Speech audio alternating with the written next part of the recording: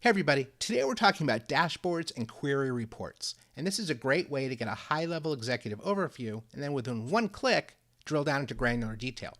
So at the top here we see total devices and total users, and these are both broken up based on a 7-day moving average, giving me a nice high-level perspective of the number of devices and users in my environment. Then we come down to this middle section where we see our enterprise endpoint controls coverage. And this is further divided up by Windows, Windows Server, and Mac OS.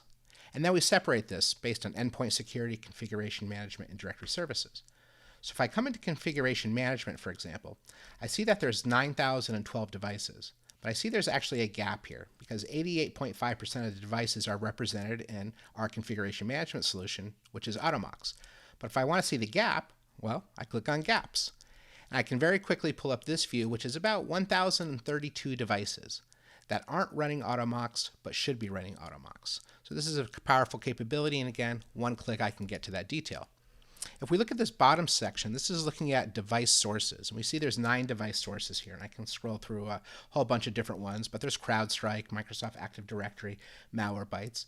And let's say, for example, I'm moving from Malwarebytes to CrowdStrike, or I'm moving from CrowdStrike to Malwarebytes, and I want to track my licensing and how many I've actually moved over.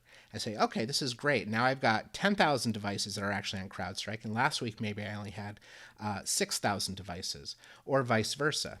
So this is a really great way to track kind of that workflow and that process when you're moving from one device to another. But more generally, this is a great way of tracking license usages. Now we see in virtually every organization, they have too many and too few licenses. So what do I mean by that?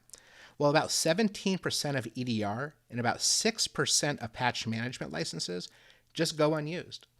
They've been acquired, but they haven't been deployed on anything.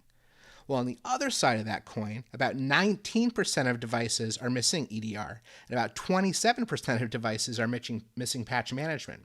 And these are actually devices that can be running these solutions and should be running these solutions, but they are not. So being able to track what you've paid for in terms of licensing and what your actual usage is extremely beneficial. Now, if I pick one of these, we'll just take Malwarebytes. I can drill into this data and say, pull up all the relevant Malwarebyte data. Now it's going to go ahead and query the Malwarebytes backend by making that API call. And what do we see here? Well, we see about 8,310 devices, but 705 of these are stale. So what's stale mean? Well, as you can see here in this pop-up, it's source assets that have not been active in over 30 days. Well, wow, that's a problem. I'd like to really research this now with the IT operations team and the security team. I can export this as a CSV if I'd like, and then I can share that. So for example, I've done this and I've put it in a spreadsheet, so it will automatically separate this data, so it makes it very easy for somebody that perhaps doesn't have access to the Sevco platform to still leverage the information from Sevco. Now let's move out of dashboards and take a look at query reports.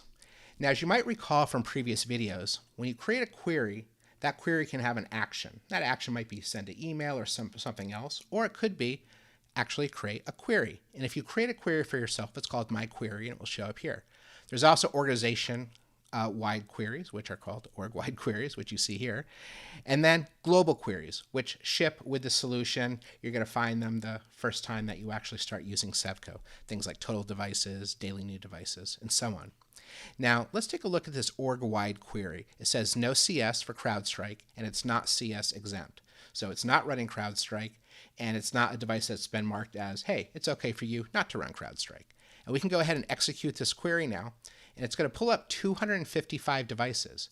Now, if you remember our video on creating queries and using tags, this query is based on a source that does not equal CrowdStrike, right? The tag does not equal CS exempt, and the OS platform is going to be Windows or Windows Server or Linux.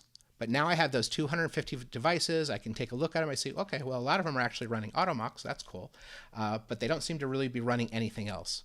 Again, having this type of information at a high level can be very, very powerful because sometimes you just want that quick snapshot, or you want to share with somebody that's perhaps not a hands-on operator and give them a quick perspective of what's happening in the organization. But from an operational side, you can click on this information because it is active and drill into that near real-time data to actually affect change.